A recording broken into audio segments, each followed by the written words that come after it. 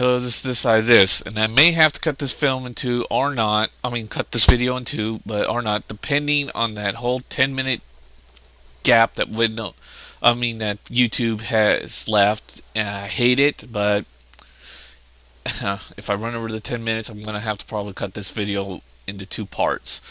But I'm hoping I'm not. But anyways, I just wanted to get into certain areas where Snow Leopard got it wrong.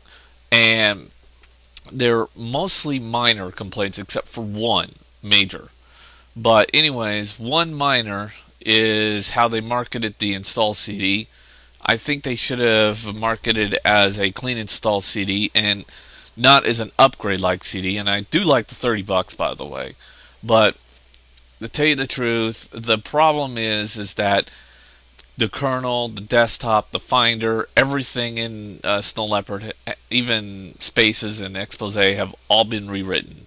It's been rewritten from the ground up. It's no longer in Carbon, it's in Cocoa. The kernel has been worked on and repaired and much more better than what it used to be. But they should not have marketed this as a upgrade CD. I would have not have done that. One more problem that I do have, and this is a minor one and kind of weird about this Mac, more info, applications, takes a little bit of time, and this is a weird one. Put that over there, 64-bit over there, shorten that out, and you think it would stay this way once I close it. Watch this. And I hit the wrong button. About this Mac, more info, applications, and it's been reset back to its default settings. I don't even know why I have that space there. And I don't know why I can't set that the way I want it to. I mean, what the fuck, Apple? But that's another one. The other minor complaint that I have, now I take it, that's a minor complaint, but another minor is that that Snow Leopard will not. It's also have.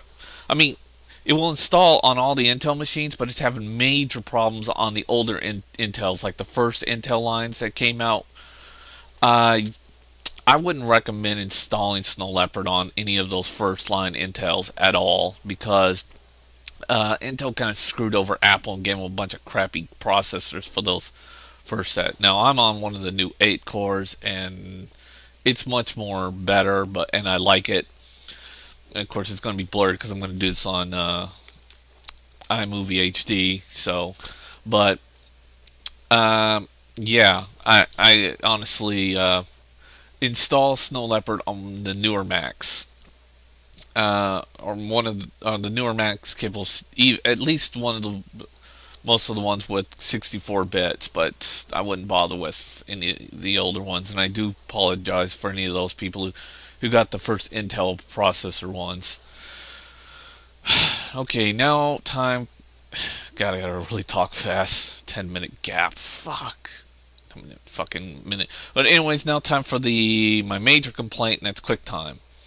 Now, I love the QuickTime recorder on this, the screen recorder. It's really cool, and it's a really cool feature, but I do have some complaints. And I'll run this video for you. And you're not, I'm going to hear it, but you're not. Don't hear shit, do you? Because because the screen recorder is really cool and all, but it cannot record sound off the fucking desktop.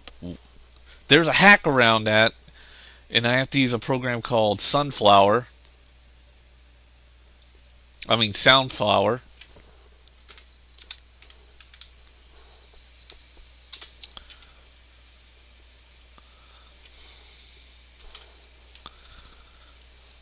And basically this will help me put audio onto what I'm recording, but I shouldn't be able to use this. I mean, Apple should give me the benefit of the doubt and allow me to record sound off my desktop. I mean, come on.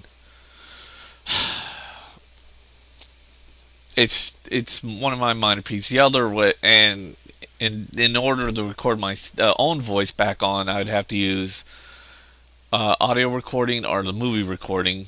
But Apple should fix this. I should be able to record sound off my desktop and sound off my microphone at the same fucking time. I also wanted to add, as far as compatibility issues with Snow Leopard, I don't find it as bad as Vista, because Vista's application compatibilities was bigger than Snow Leopard. Snow Leopard is actually pretty short, and it's no different than going from Tiger to Leopard and Leopard to Snow Leopard. There were incompatibilities between Tiger and Leopard as well, and on certain applications. And not only that, there wasn't and you can search this on the web, an app, Microsoft compatibility lawsuit, and it was over Vista, and it was another company that said that this machine's capable with Vista, and it wasn't.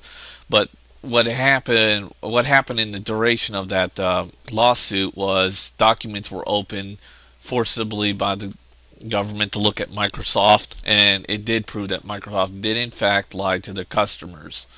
So, that's why I don't see the incompatibility with Vista and the incompatibility with Snow Leopard the same. I do not see the same. And I'm sorry, Mr. Bit, but, it's Vista's huge, and Vista ended in a lawsuit. Documents were, in fact, open, and there was proof that Microsoft lied to their customers about Vista, and I don't see that shit happening over at Snow Leopard, because I am having some programs that will work, and one of them being Quake 3.